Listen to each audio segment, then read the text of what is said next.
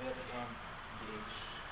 Rambutan, Ginoong Diyos, ang ginakasalamatan sa kanyang hapon. Salamat sa mga dala sa simbahan para sa mga intercessory prayer. Salamat Ginoo sa kanuna yung ginahatag ng kadasig, kalipay Ginoo sa pagkalagad ng kanina. Lord, sa mga pagpaminaw sa pulong, kung ginapangayo ang mga kaalam, sa sabot mo sa inyong mensahe Ginoo. At kadasig kanamo Ginoo, labi na sa ng mga misyon na bulat. Sino, maginatugyan kanina ng tanan sa pangalan ng Jesus. Amen.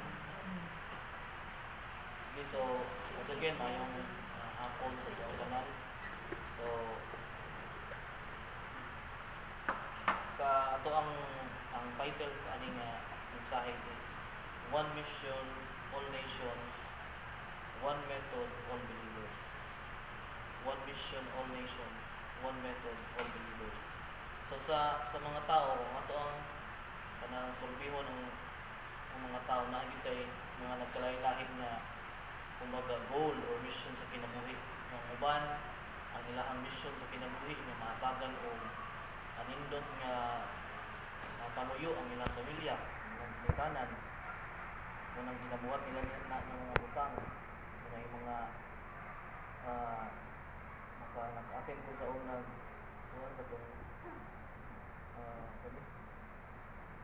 kita ko sa unang sa kanang may nag-audition ba sa kanang PBB daw. Grabe ka ng tao. Halos yun ang ilahang mga rason anong nag-anto silang linya na tungod kay kung sila nga katagaan ang lindot nga kinabuhi na pamilya. Doon po yung uban sila mga personal lang mga damgo gusto nila makapot. Yung uban gusto nila nga kung sila makuha ng mga butang para manong wala ilang mission kinabuhi. So, dagang kaitag mga rason o mga mission na itong ginagawa. But kita as followers of Christ, maapod tayo greatest mission. Kumuni ang kaninga mission is far greater compared sa say ma-offer sa kalibutan. So, muni ang God's mission to bring good news of Jesus to every nation. Sa tuang text gina. Therefore, go therefore and make disciples of all nations. So ang mission dili lang siya para sa mga gifted nga mga believers. O dili siya para sa mga full-time missionaries, but is for all believers. In fact, ang strategy si God nga ginabuhat, simple siya but is powerful. Mo to ang title na gina. One mission, all nations, and one method, all believers. So ato aning tan-awon unsa ni ang one mission ug unsa ang method nga gigamit sa Ginoo o labos tanan unsa atong role nga buhaton ani. So una, one mission is reaching all nations. Nabasa to gaina, make disciples of all nations.